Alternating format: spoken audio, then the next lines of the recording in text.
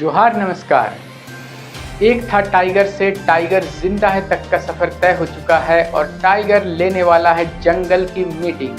नहीं, आप कंफ्यूज मत होइए, मैं बात कर रहा हूँ झारखंड के राजनीतिक माहौल की। राजनीति की दुनिया में रोज नए नए करतब, रोज नए तमाशे होते रहते हैं और इस तमाशे में सबसे ज़्यादा दिलचस्पी होती है इस देश की जनता को। तो झारखंड के पूर्व मुख्यमंत्री हेमंत सोरेन जेल से बाहर आ चुके हैं। हेमंत सोरेन जो जब तक जेल से बाहर थे तब तक वो लगातार केंद्रीय एजेंसियों पर लगातार प्रहार करते थे अपने शब्दों के, अपने वाक्यों के, अपने नारों से। और उन्होंने एक बहुत ही लोकप्रिय कार्यक्रम शुरू किया। उन्होंने एक बहुत ही लोकप्रिय योजना की शुरुआत की थी, आपकी योजना आपकी सरकार आपके द्वार। और ये कार्यक्रम बेहद सफल रहा और इसी से जितनी योजनाएं शुरू हुई उसी से झारखंड मुक्ति मोर्चा और कांग्रेस के नेतृत्व वाली हेमंत सरकार की जड़ें बहुत मजबूत हुई। मगर फिर वक्त का पहिया घूमा, हेमंत सोरेन को ईडी ने कर लिया था गिरफ्तार, मुख्यमंत्री का पद भी छोड़ना पड़ा था। उसके बाद राज्य में चंपई सोरेन की सरकार बनी। उसके बाद लगातार प्रयास चलता रहा, आंदोलन चलता रहा हेमंत सोरेन को छुड़ाने के लिए। नारे लगते रहे कि जेल का ताला टूटेगा, हेमंत सोरेन छूटेगा। और जब ये राजनीतिक झंझावात का समय आया, जब ये राजनीतिक आपदा काल आया झामुमो के लिए झारखंड में, तब इस आपदा में तारनहार बनकर के वो एक पढ़ी लिखी कोमल सी दिखने वाली महिला बाहर आई।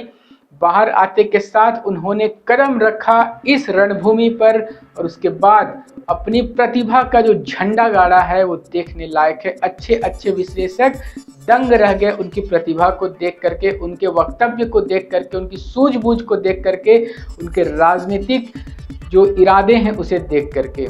और जिस प्रकार से उन्होंने न सिर्फ झारखंड में चल रहे नारे को बल दिया कि जेल का ताला टूटेगा, हेमंत सोरेन छूटेगा, बल्कि उन्होंने एक नया नारा दिया जो पूरे देश में गूंजा और उस नारे का नाम है जोहार। उस नारे का नाम है इंडिया झुकेगा नहीं, झारखंड रुकेगा नहीं। तो इस नारों के साथ में कल्पना सोरेन ने झारखंड ही नहीं देश की राजनीति की दुनिया में तहलका मचा के रख दिया। और अब भाभी ने तो कर दिया था कमाल, भैया भी छूट के आ गए हैं और भैया आज ले रहे हैं एक खास मीटिंग। इस मीटिंग की चर्चा बहुत ज़्यादा है, इस मीटिंग को लेकर के राजनीतिक कयास बहुत ज़्यादा लग रहे हैं। कई लोग कह रहे हैं कि ये जो सत्तारूढ़ गठबंधन की मीटिंग है इसमें हो सकता है कि मुख्यमंत्री का चेहरा बदल जाए, हो सकता है कल्पना सोरेन को ये सीएम प्रोजेक्ट किया जाए, हो सकता है कि हेमंत सोरेन वापस एक बार सूबे की बागडोर संभाले, क्योंकि जनता ने हेमंत सोरेन का चेहरा देख के वोट किया था। कई तरह के कयास लग रहे हैं। वहीं झामुमो में जो हमारे सूत्र हैं उसके हवाले से खबर निकल कर आई कि जी नहीं, ये आने वाले 2-3 महीने में जो चुनावी घोषणा होगी, ये जो चुनाव आयोग लगातार तैयारियां कर रहा है और हो सकता है कि 2-2.5 महीने से ज़्यादा का समय सरकार को चलाने के लिए नहीं मिलेगा।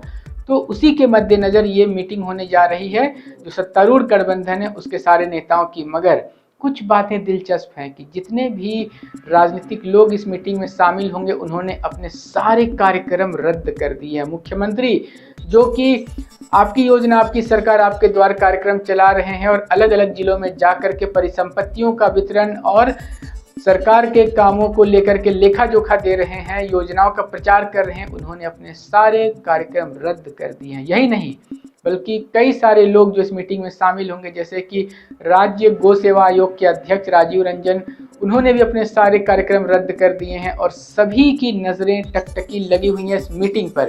इस मीटिंग में क्या कुछ होगा देखना दिलचस्प होगा।